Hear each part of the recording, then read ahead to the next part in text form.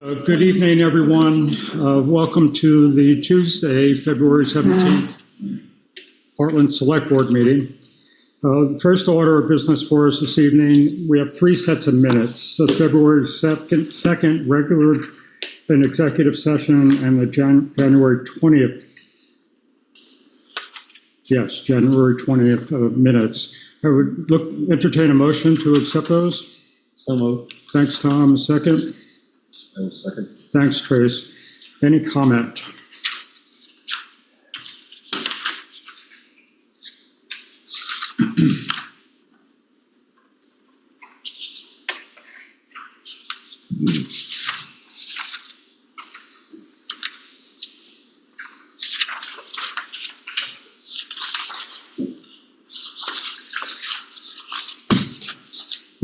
Hearing none. All in favor, say aye. Aye. It's unanimous. Let's move on to the orders or the accounts payable through today, February 17th. Again, I need a motion to accept them. Move we pay the bills through today. Thank you, Clyde. A second. Trace, do I hear a second? I will second. Thank you. Okay. Any comments?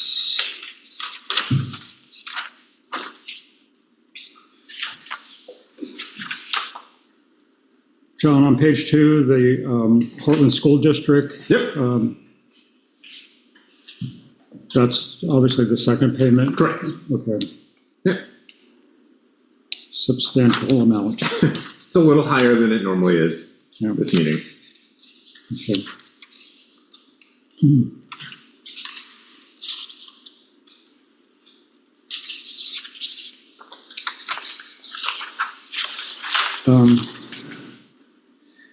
Valley Artesian on page 4. Yep. There are two identical amounts. Correct. As well as the pressure tank. Can you explain why? I can. Okay. The water line repair was what was done when it was leaking in the field. Yes. They replaced that stand that was in the field there. The pressure tank switch was requested by Mike Howe. We needed to have that done for our water quality testing that we do for the state. And then we did both the pressure tank at both the library and the rec. Okay. The pressure tank at the rec was not in need of repair at the moment, but it was soon to be. And then to replace the pressure tank switch, they essentially had to do half the work. So it felt prudent to do it all at the same time. So the identical amounts are actually for different. Two pressure tanks. Two pressure tanks. Right. Okay. One of each. John, I see that there's a Sable & Sons item on here. Yes. Do you want to discuss that tonight? Sure. I'd love to talk about trucks that get towed. Mm-hmm. So the Sable & Sons was actually just maintenance. You'll see a towing bill. That truck is currently down at ATG in Westminster. It was towed to ATG in Lebanon. That was the truck that we were going to trade in as soon as we get our new truck from Viking, which is coming any month now, any week now. So prior to spending, it needs about $15,000 in repairs. And prior to spending $15,000 to repair a truck that we are going to turn around and trade in, we're having ATG, who we bought the new truck from, take a look to see what is the best course of action here. Because we had an agreed upon trade-in value for that truck too. What's the interval again? I missed that, when the new truck is arriving. March. I mean, it's really kind of any week now. We've been calling and kind of poking them as much as we can. So we're currently down a truck right now. So which is why we're using the Ford F-250 to plow. Yeah. Okay. I mean, you're the one that asked, Chris. I know. I'm sorry. Yeah.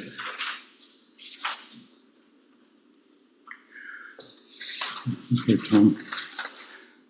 So the fireworks, is that That is partial down payment? That is half the payment. That's half. That's half. Oh, I was just fantasizing that was the full amount. That is half. Fireworks are more expensive. That's it. That's the same show. We're getting the same show for more money. And it's the day before. The day after. The day. We are going to do it on the day after, Sunday evening as a conclusion to the weekend. Yeah, because if you did it the day before, there were a lot of them doing it the day before. No, and also the cost. In the doing it on the Friday evening before, we would have had cleanup issues on Saturday morning before everybody set up. So doing it on Sunday evening to John Lennon and I felt like a more logical conclusion to a holiday weekend. Okay. Any other questions on the orders? All in favor, say aye. Aye. Aye. Trace? Aye. Aye. Vote is unanimous. John and I talked earlier today. There are no adjustments to the agenda. Okay. Are there any public comments?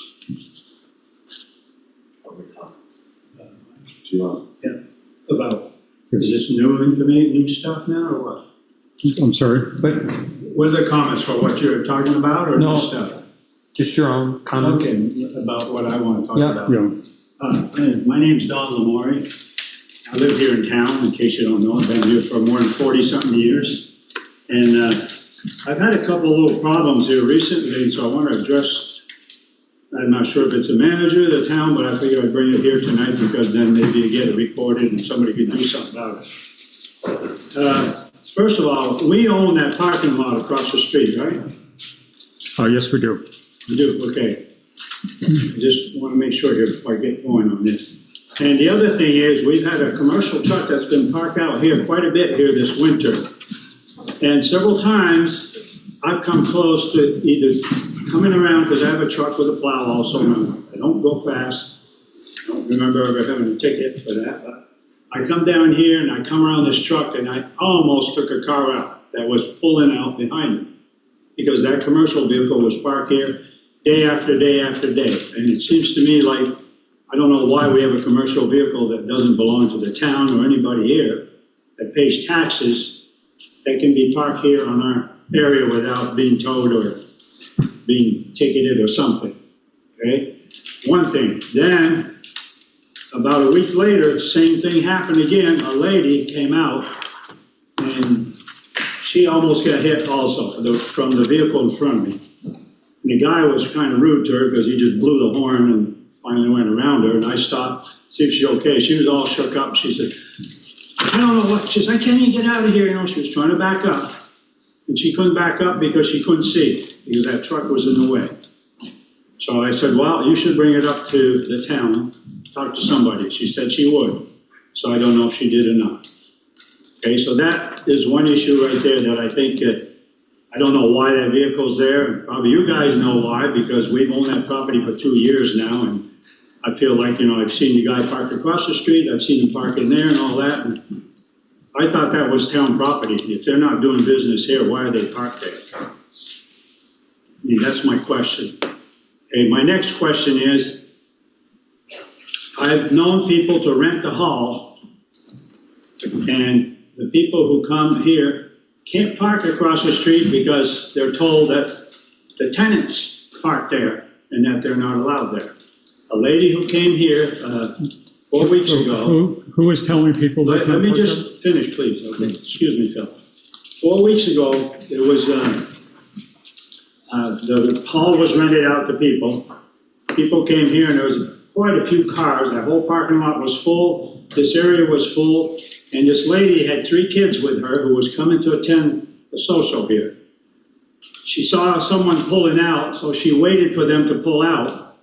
And she was going to pull in there, but the person stopped their car before they got cleared out and said, are you trying to get in here? And they said, yes. They said, you can't. This is our parking. You can't park here. Now, this is what she was told. Okay, like that. And so the lady said to her, because she kind of knew, we talked about this, you know, that all the town places are available in this town place. She said, I was under the impression it was town. She goes, well, the landlord has an arrangement with them. We park there, and you can't park here. Now, I don't know who made this arrangement. I'm a taxpayer here. I pay taxes And I feel that these people are stealing from us. If they're going to use those spaces, they should be paying rent. And if the landlord's not giving them parking spaces, then he needs to find parking spaces for them, not us. This is my statement about this because I feel very strongly about the fact that we're getting cheated or something here, because we should be able to park there anytime we want when we're trying to do town business. But we haven't been able to for 2 years now. Because since I've been here, since we bought that place, it's been occupied. Here's the worst part. My taxes are paying for somebody to come there and keep that place clean, to keep it shoveled out, and I've watched the guys come in on a weekend, getting overtime, to clean out the sidewalk and make sure these people got a place to get in there, so they're taking the parking spots for free. And we have to pay to get, I pay for my driveway, you pay for yours, all of you pay for your own. Why are we paying somebody to do their driveways or their parking space?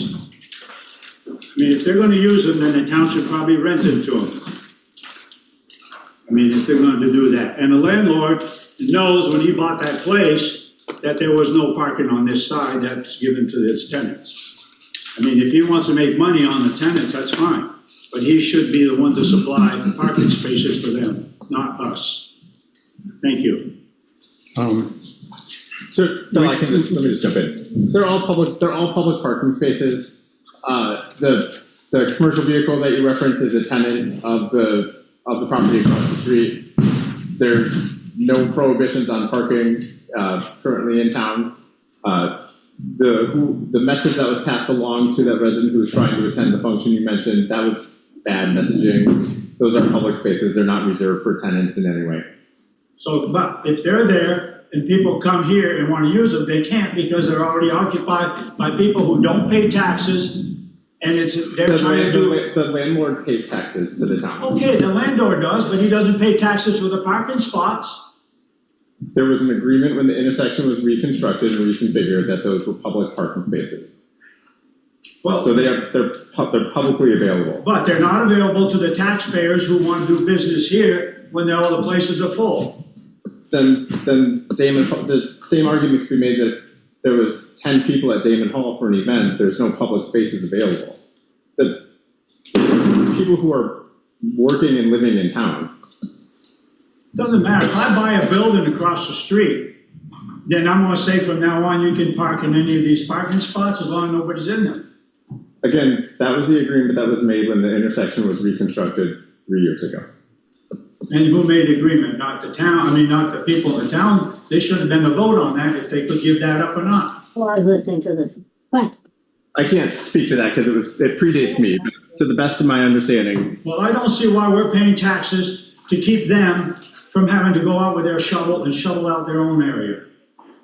Phil, I think at this point, I've been stealing from the town. The question has been asked and answered. I don't have anything else to add. And we also have a problem with someone parking in the back lot.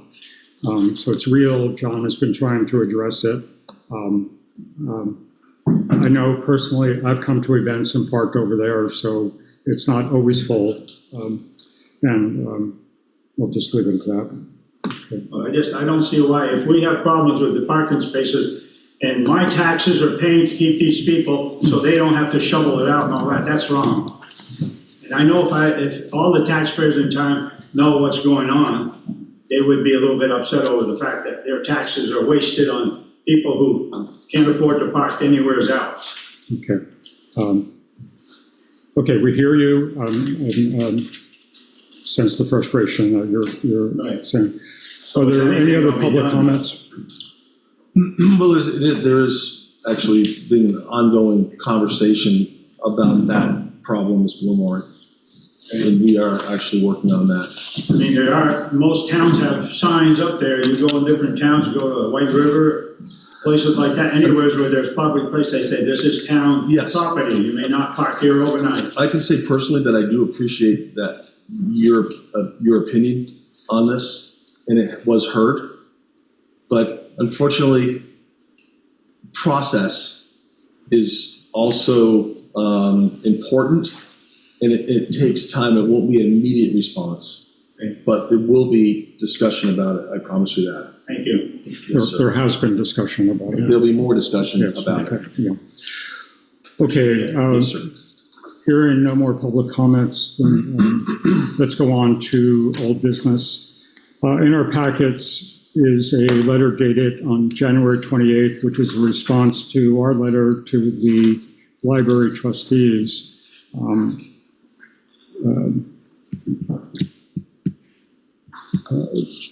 We have a trustee in the audience. And Meredith's online as well. Okay. Yes. Okay, you want me to just read it aloud into the record? That was my plan. No, Yeah. it's too long for reading aloud. Just I would like to It's hear. not that long, Phil.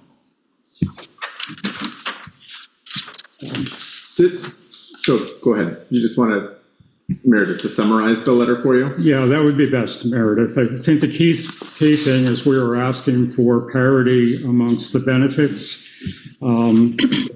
A number of paragraphs in here, and then there's one or two succinct to that issue.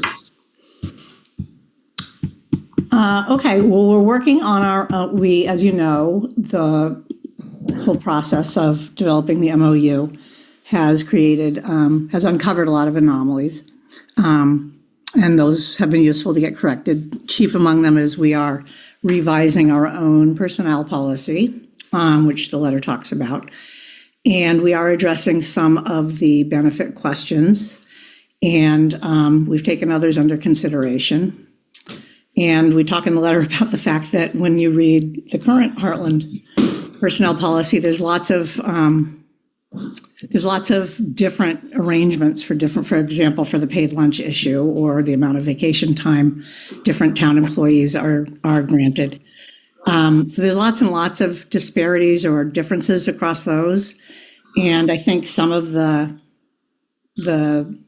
poor feelings or the upset with town staff came from the fact that we were signing two different personnel policies. So that discrepancy is going to go away. We're meeting tomorrow and we are working on our personnel policy, which the letter discusses. And so we are taking some things under advisement, other things we are not. In general, we are interested in parity for benefits, such as health benefits, not things that are zero cost, such as different calendars or different lunch benefits. They're very different jobs that everybody in town does.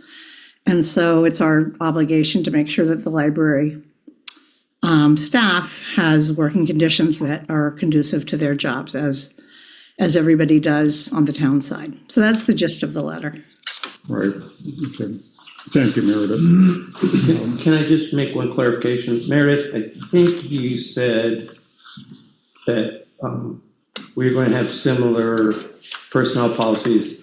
And my understanding is the library is going to have their own personnel policies. There may be some elements in the library personnel policies that are similar to what the town's personnel policies are, but you're actually going to have two separate personnel policies. Yes. Yeah, there's going to be two policy manuals That's clear. Yep. as soon as we adopt it. And nothing is official yet because the full board hasn't voted. So there's been discussion over the last couple months, but we're actually looking at a draft of the manual tomorrow night. Great. Trace, Clyde, any questions? None at this time. And also, we don't have an agreed upon memorandum of understanding yet either. I think we're close. Right. We haven't Right, signed it yet. Right, that's in Just to let process. people know that, yeah. Yeah. But that has been a very useful process, I think, in terms of clarifying all these, unearthing and clarifying some of these differences that have probably existed for years. I asked Clyde about some, and he wasn't sure of the origins of some of the differences. So there you have it. Right. And just to clarify, 3 representatives of the town, 3 representatives of the library have been working on the MOU together. And Tracy, I believe you and John are trying to finish it up on those parts. Okay. Good. how's the progress on that? We're working on it. Our schedules are not allowing a lot of as much. We're not moving as forward as quickly as we would like due to scheduling conflicts. Okay. Okay. Well, thank you for recognizing the disparity and telling us how it's going to be addressed. And I guess I don't have much more. Harriet, do you have any comments at all as a trustee? Okay. Okay. Okay, Meredith, thank you. Yep. Okay, well, stay tuned. I have a quick question, Yes. just a clarifying question. So are now the policies going to be more in line with each other? No, We don't, oh, okay, no, there'll be a distinct policy manual for the library gotcha. that reflects what they can do under state statutes. Okay. And the town, other town employees, other than the library, will have the current personnel policy. Thank you. Okay. Okay. Okay, are we ready to move on? Okay. We have been chipping away at the review of the town plan. We have two chapters that we were to look at, 4 and 5, which were housing and was it transportation? Transportation. Honestly, when I read through them, other than some of the charts and the housing, which already are sort of out of date, just given information that just came, and that's always going to be the case. We'll be always chasing those. I didn't see any particular issues. So let's talk about the housing, and John is here to help us answer any questions if we have any.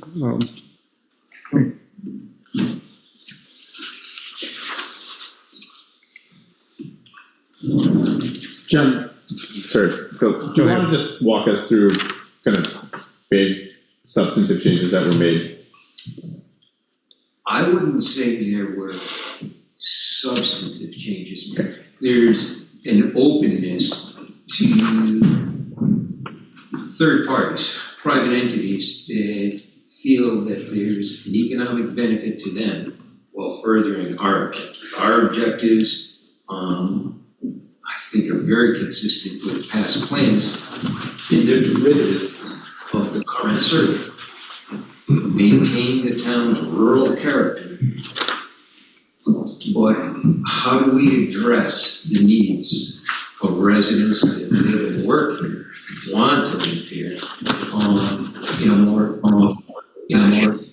so if there was a difference, I would say it's always going to be single family housing, but now we were looking at perhaps other forms of housing, from multifamily housing to perhaps more emphasis on in areas with manufactured housing, without smaller houses perhaps, long-term rental properties, the accessory dwelling units in existing houses, which was multi-purpose, and then lastly, the notion that maybe we haven't articulated in prior plans of clustered housing. In the clustered housing, the emphasis is always going to be in the village areas for higher density housing. But what we're thinking about this time is along the main arteries, so along 5, along 12, maybe we could foster smaller scale, because the infrastructure doesn't exist for larger scale, but maybe a quad, maybe a building that has retail or commercial on the ground floor, housing component, and clustered smaller density, smaller housing that would allow. We're thinking about what the state is doing, what the region is doing. And while the numbers they're not binding, they simply aren't binding, we look at the projection of what the town of Hartland, from the regional level, they would like to see us produce. And they're large numbers, they don't seem attainable short term, but somewhere between 2,436 new housing units by 2030. So there is an emphasis. And we were also looking at solutions in towns that are tangential to Hartland, and maybe more capable of bringing in other forms of housing. So listening to the populace, keeping aware of what the state and Two Rivers is doing, and seeing what we can do to foster. But there's a real openness in the plan to encouraging solutions that don't wholesale deviate from the core values. Okay. So, of course, I have, so on page 58, I believe it's a goals, number 7. Everybody there? Yep. It says support the development of multifamily and manufactured housing in areas that are readily available in similar locations. So, and multifamily isn't defined, but duplexes are a permitted right. So they can be anywhere where we allow residential development. Secondly, I don't know why we're mentioning manufactured housing distinctly, because it is against Vermont statute to target manufactured housing of any sort. So I think manufactured housing should be struck from that. And to me, I think we should say we support the development of multifamily housing in areas that are identified in the town plan, period. I mean, so when I think about it, the manufactured housing was a nod towards affordability, affordable housing. So it was a lower bar accessing housing. Quads, triplexes, duplexes, and single-family homes are all considered single-family residential or residential. The multifamily was thinking more of beyond that. So perhaps small apartments or something like that. Definitions, the 1, 2, 3s, and 4s, can be packaged into mortgages as if they were single families. Maybe I should be more clear on that. And I do hear what you said on manufacturing. So then on number 8, it says support the development of accessory dwelling units within attached single-family residence to allow for cost-effective care and supervision for relatives or disabled elderly people in close proximity to single-family residence. So there is no prohibition in Vermont statute about allowing a non-familiar person to live in an ADU. That's statute. And so that needs to be fixed. And I would suggest we just say support the development of accessory dwelling units within and attached to single-family residence to allow for cost-effective housing, period. However, that could be interpreted, however it's interpreted. Right. Clearly. Just for my note taking, because we're passing these along to Two Rivers, I can make that change. John, do you want to revise policy 7 and send updated language back to me, or what is the? So generally there is a distinction between apartments and multifamily housing. So what most people feel, so whatever you want to do. Yeah. So. No, and you can strike that. Strike manufactured housing there. Okay. So what about item 7, and what are we doing with that? So that was 7. I think 8, we're just striking the last half of the sentence, basically. Right, and inserting housing after cost effective. Right, and first for policy number 7, support the development of multifamily housing in areas that are readily available. We're just taking out manufactured housing there. Okay. Correct, Tom? Yes. Okay. And then to support 8 under housing recommendations, number 5, we're not going to consider allowing the construction of ADUs. I would say I think we should promote the construction of ADUs and not consider allowing, because again, it's a permitted use. So change considered to promote. Yes. And then I'm not going to quibble over it. I have no idea what you're getting at under housing recommendations number 2. Connect with developers so they understand desired outcomes. What's that? One of the things we heard was there's confusion as to what is allowable, what it would be supported by the town, and a reticence on the part of developers to commit capital without a higher level of certainty. So in that sense, I mean, that's simply encouraging dialogue in saying, are we supportive of this? Are we not supportive of this? You know, would we get behind this idea? Would we not? And that's all that was intended to do. But we heard that from a number of builders. Yeah, I'm assuming, I was gonna ask the same question. So seeing how we don't have zoning, it's like most people who are developers would say, okay, there's zoning in that town, so I'm gonna have to go to the zoning board to find out if I can buy this property and build something on it. But right now, we don't have that. So the question is, how does a developer know that if they read the plan, Right. that there's a course of action for them to take before they buy the property and find out they can't build on it? What they want to build on. It actually, there really wouldn't be a course of action. It's just, we wouldn't be opposing it or against what they're going to do. There's no prohibition, and there is no ordinance. There's nothing in the plan that would be counter to it. And so it was more an openness for ideas that were trying to solve the problems we were trying to solve. So, you know, there's no reliance on it, right? Because there is none. Right.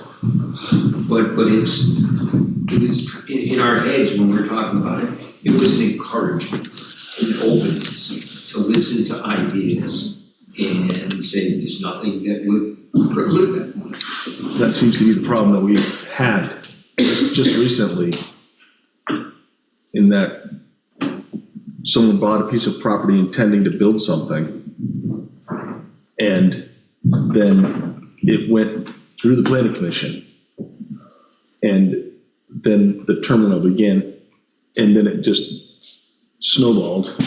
So my question is, if somebody wants to build on a piece of property in the town of Hartland, they should know to go to the planning commission. You should make a distinction between housing and commercial development. Right. And we're working on where those locations are for commercial buildings.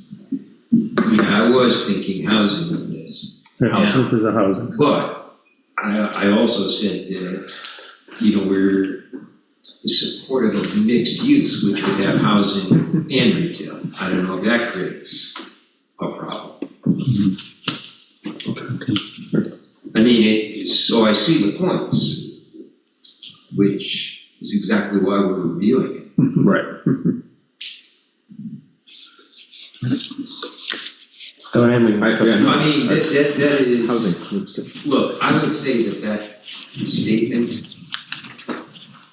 I mean, I don't know that that's a really concrete statement that's going to accomplish much. If that statement gave some pause, I don't see that removing it changes the document at all. Again, it was just designed to be open and talking with people. Right. Yeah. And you continue to emphasize the rural character be kept intact. Yeah. So Okay, anything else on housing? No, that's me. Let's go to chapter 5. Yeah, and Dan is online as well. I don't know if Dan wants to walk through chapter 5 or John. What did they say? Dan hasn't said anything. I don't have any questions on 5.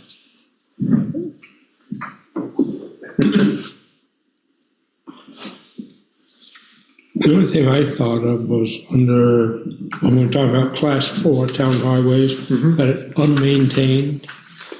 But shouldn't it say they're maintained according to statute, which means culverts and stuff like that? Yeah, I mean, we can make that distinction that we maintain them in a nominal way.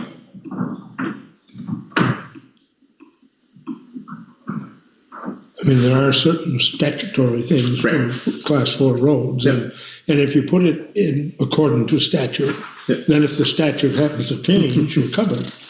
Yeah, we can make that, I can make that distinction.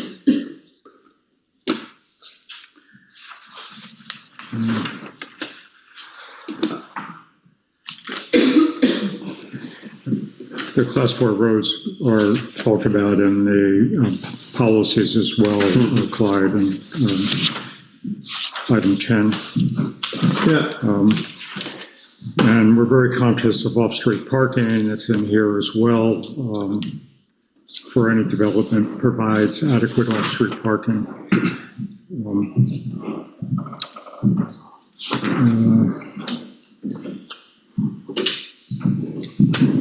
I only had one comment at the very last recommendation in chapter 10. It's just an update. It says that the culvert inventory will be done in summer 2025. So we'll just check in with Two Rivers to make that change. So it's reflective of, Also on status. page 67, number 8, I don't think we have Tri-Valley Transit anymore. I think they're gone. And we don't put in the movers there. Is that the Tri-Valley Transit became the mover? No, I think Tri-Valley Transit was out of Randolph and they used to come down here. That was Stagecoach. Is that Stagecoach? I think they're no longer providing services here, but. We will double check who's providing bus Because this service. is a fairly old chapter. Yep, I'll just check in to see. Back up to page 64, on the bottom under rail. I know I'm a picky guy. There is one railroad siding available for use in the Ferry Road industrial area near the Hartland Hartford town boundary. Well, if the boundaries move down that close to 3 corners, it's near the Windsor boundary, not the Hartford boundary. And I don't know whether there's still a siding available in North Heartland or not. That I don't know. I don't know about North Heartland. That's what they say. There is a siding in 3 corners down down. my Ferry Road, but it's not in use. Yep. Okay. Drops close to the river down. I just got a little squeamish when I was reading recommendations number 6, talking about adequate advance warning for drivers to ensure and pedestrian activated crossing lights. I would like to see them, but right now that's a budget item that we don't have.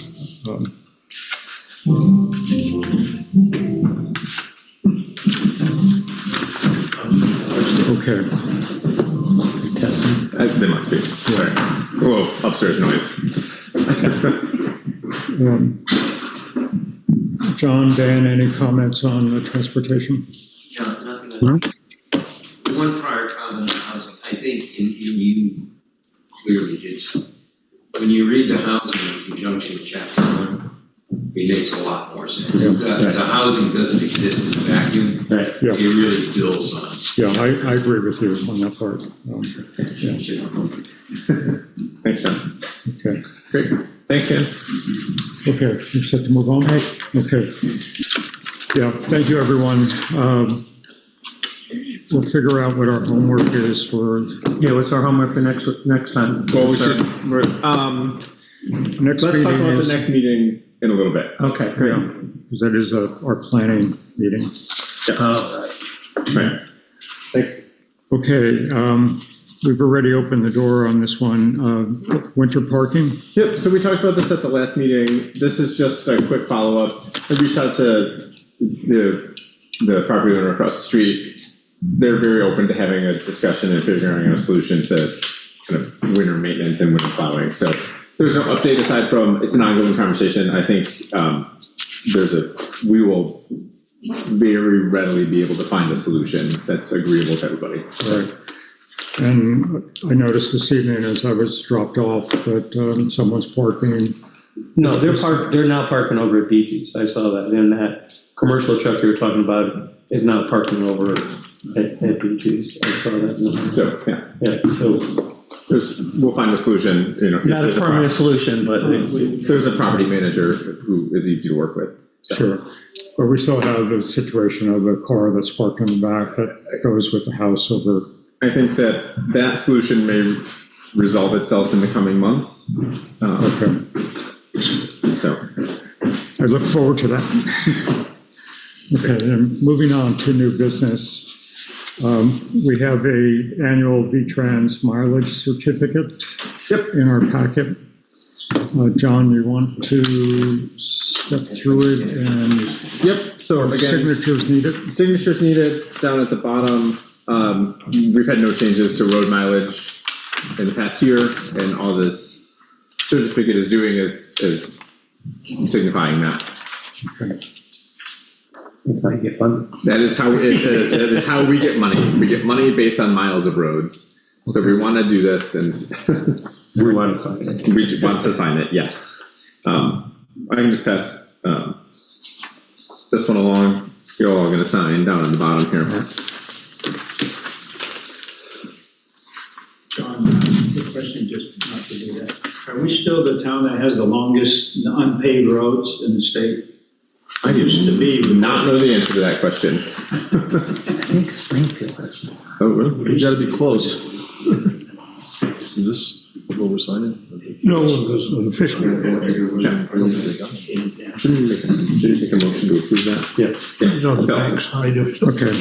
So, Looking for a motion to approve the VTRANS mileage certificate. Is there a date on it? we can put today's date on it. Just as of February 17th, 2026, I make that motion. Is there a second? I will second. Okay, thanks, Trace. All in favor, say aye. Trace? There we go. Aye, okay. Motion passes. Who seconded it again? Okay, circulating it for signatures. Let's move on to the North Hartland School asbestos proposal. Yep. That's in our packets. I looked through the first few pages of it anyway. It's pretty straightforward. Again, this is in preparation of a town meeting where we are asking the voters to approve some funding to demolish the building.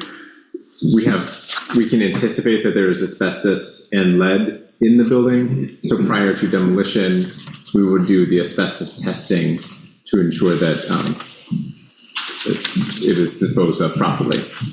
So I reached out to a local company here in Hartland, and you have in front of you their proposal. Again, it's a couple of day turnaround, so if we act on this, it's feasible that we may have this information back prior to town meeting as well. Yep. What I didn't see in it though was any lead testing. It's only Right. asbestos. Right, it is all asbestos. I did talk to they recommended a lead contractor who I spoke to. Lead testing happens after a little bit of demolition. They grab a sampling of the debris and they test for lead.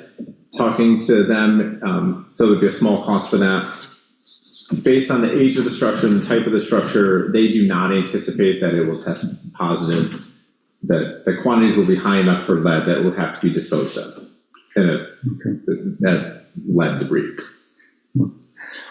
John, in the proposed contract from the John Turner Consulting Company, they talk about a baseline and then they talk about $20 a sample. How do we, or do you have any sense of whether the contract will kind of be without this extra $20 a sample? Or, Having been in the building, I think that largely the most likely source of asbestos would be in the ceiling tiles in the main room. So I think that the 30 samples that are included in the baseline would be sufficient. be adequate, okay. But again, we can use the North Hartland School maintenance money for this. It won't be sufficient, but I think this is Martin. This is roughly $2,000, but it'll cover a good portion of it. Okay. So we don't really need any vote or action on this. We're just going to. This was more for your awareness. Yes. That's what I thought. Okay. Yeah. Any questions? Thanks for doing that research and getting something lined up before town meeting. The second new business is where is the audit? That's under correspondence. Okay. Yeah. Okay. Okay, you're on, John. Town manager update. All right. So,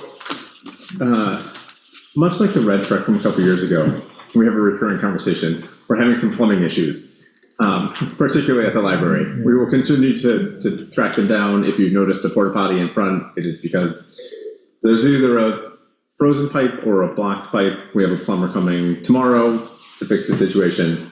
Hopefully they will have a functioning toilet again then, and the porta potty can go away. Okay. The water in the building itself is working now. Okay.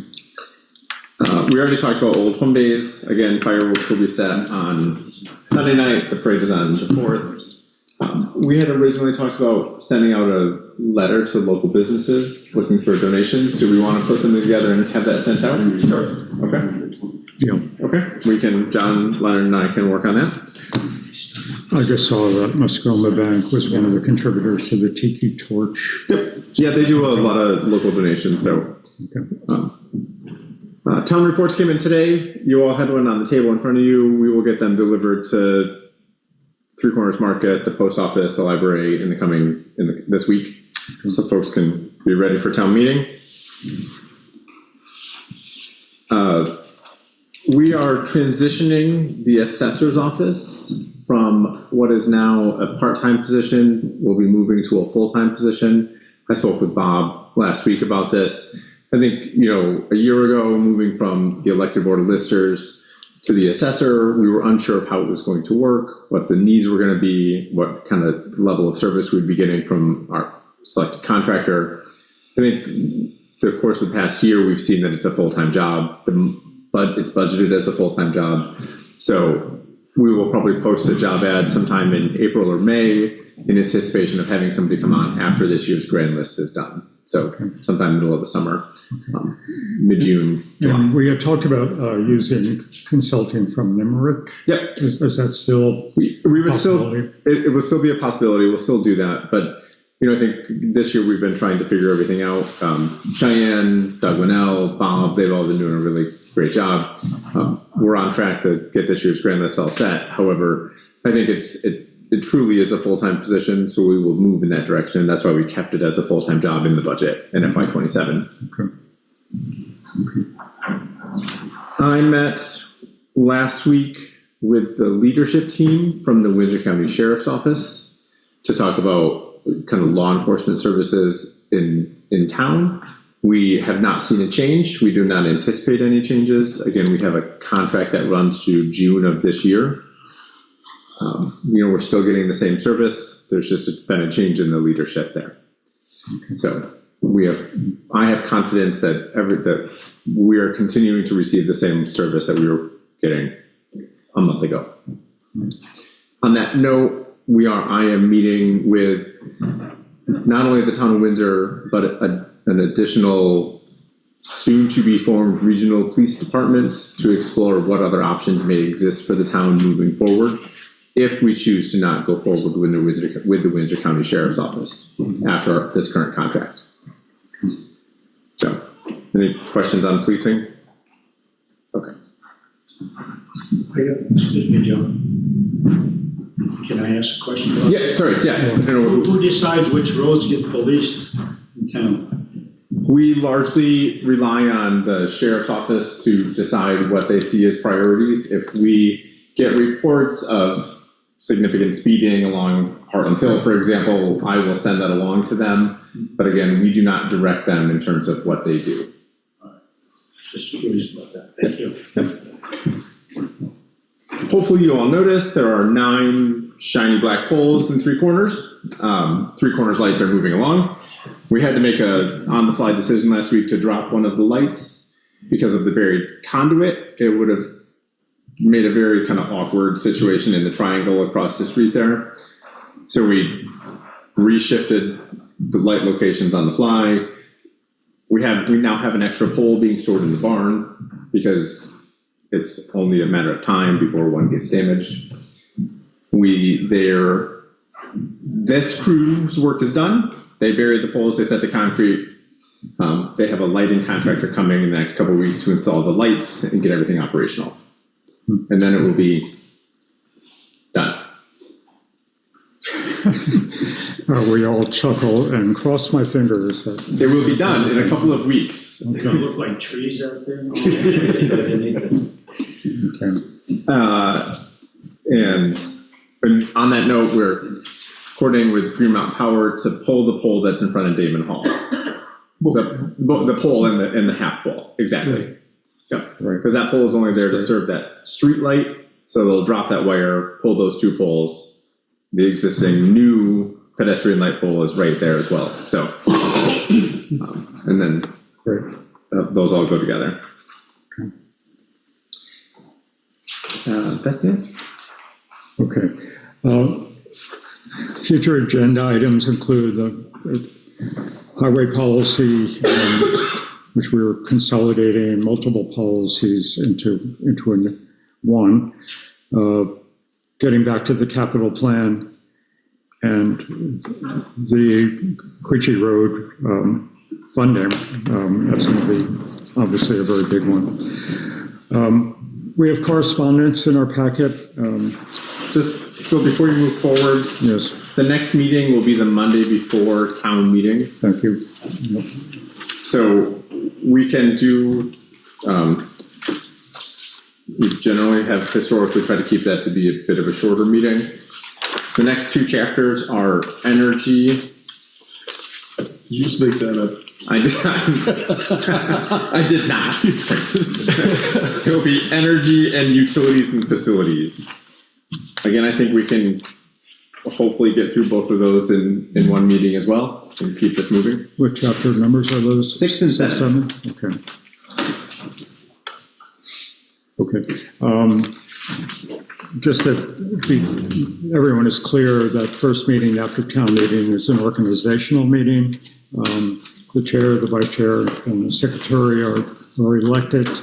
And we talk about where information will be published and when we meet and so on and so forth. Okay.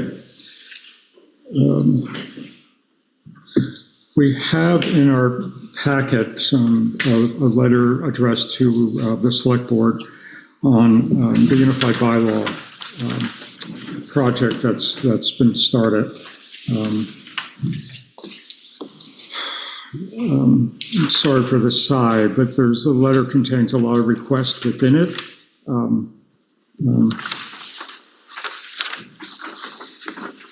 I think some of the information we're doing that's being requested is already there. The Planning Commission meetings are public. The agendas are public. The minutes are public. People are invited to attend. I don't think we need to provide the project scope. John and I talked a little bit about that, but I think we have an agreement with I think we can three entities involved: the Select Board, Planning Commission, and Two Rivers. I think we can put the scope of work on the website. Okay. You have to. Yeah. Yeah. I think if there's a request, we can simply post it, and we can put in a few sentences as to why the Select Board and Planning Commission feel that this is an important step Okay. following the town plan. And maybe one of these other things, maybe we could get, Kevin or something to provide the citation and statute of ours, what the role is. How do you go about adopting a unified bylaw? Oh, sure, yeah. You know, we could just put the citation there. People can read it. Yeah, so we can get that done. Yeah, it's We can get that simple. posted this week. Yeah, it's easy enough. And then, what additional, are there any additional ways that we can engage the public? When we have the preliminary, do we sort of have a general meeting? I'm not. It's all in the public domain for the plan. Yeah. In fact, the statute and how everything gets approved was discussed in the initial meeting. Really, it was kind of a tutorial on what this is all about, all the controlling laws, who's doing what, who are the decision makers, and the fact that the ultimate decision lies with the town's elected leaders, who may choose other different methods to get feedback. But I mean, you've got to invest the time to understand. Yeah, this weekend, again, we'll get it all posted, and, I think the Planning Commission does a good job of getting their agendas out, utilizing the listserv and. Phil, excuse me. Yes. I think I've heard some people talk about, I think they're concerned that the taxpayers aren't going to get to vote on different things, and things are just going to be put down and say, well, we decided to do this and that, and that's it. I think I've heard people say that, or read some stuff like that also, and so, it's probably one thing to think about, because the taxpayers, after all, we're here to represent them. That's what we're all here for. Right. So we need to remember that taxpayers should have some say-so in it, up to a point, obviously, Right. whatever we have. And we have had public meetings for the town plan in the same spirit of the town plan as our Hartland document, and we're trying to make sure that it is acceptable. I don't know if the state statutes call out how the final, It does. It absolutely does. And again, we can get that language from Two Rivers, from Kevin, who they're working with. And we can post that with the scope of work and a few quick sentences on the website. Okay. Sound good? And we also, there will be a considerable amount of public engagement on this, because the public is going to come out. We don't have to worry about people not showing There's up. going to be a few that. Yeah. Given Hartland's history. Yeah. Right. Yeah. Hello, this is Amy. Can I make a comment? I just wanted to say that with that I asked you, it stems, I've been going to the meetings. I really honestly don't know when the select board made the decision to have the planning commission, and being that it's such an amount of time and investment, that's really honestly would be good for any town person to easily be able to go on and look at it somewhere. You guys did a great job at being able to post something really quick and easy for us to look at the Windsor police with what was going on. And that was why I just recommended, that was easy to find information right on the website. So that's why I recommended that. Right. And Amy, it did start with us looking for a grant to support the efforts. So many months ago, we actually started the process. Last year. Yeah, like a couple years ago, in fact. And we can include kind of that back history again when we're. Yeah, because $17,000, that's taxpayers' money that's right now being sent to a subcontractor. So people should know what's going on with that. So. Right. And Amy, it's half of that it's a cost share between Two Rivers and the town. So. That would be good for information for people to look at instead of assuming though. Yeah. Right. Yeah, we'll get it taken care of this week, Amy. No problem. Okay. Thank you. Thanks, Amy. Okay, any other comments?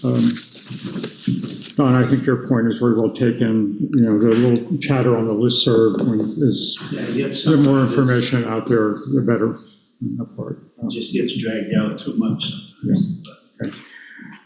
And we have the audit engagement letter, and it's actually twofold. We have the letter from the audit firm saying we will do the engagement for the coming year, and then we have a second verification that the first firm is a viable audit firm in the state. Yep. Is there any action in this? No, they'll just require your signature and my signature. Yours is the chair of the select board, Okay. so Okay. it came addressed to you. So here we have correspondence. We've been, What are we paying? $17,000 about. Vern? It'll be just shy of 20 this year, For the audit, for the complete audit. for a complete audit, yes. It's cheap. Yes. That's good. Oh, yes. That's good price. Yeah, they take pretty good care of us. I've talked to a few other towns and, yes.